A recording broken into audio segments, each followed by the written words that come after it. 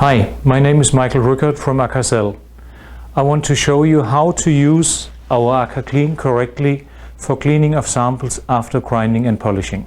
After fine grinding on discs like the Aka Alegran or Lagan, or also on polishing cloth, the samples are covered in black dirt, which is debris from the removed material and also from the diamond suspension applied during preparation.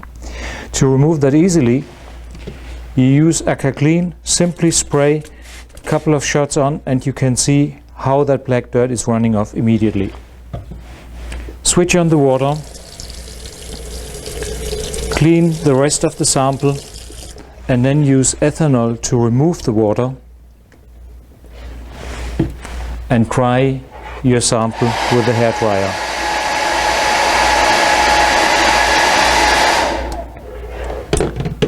And your sample is immediately ready for the next preparation step.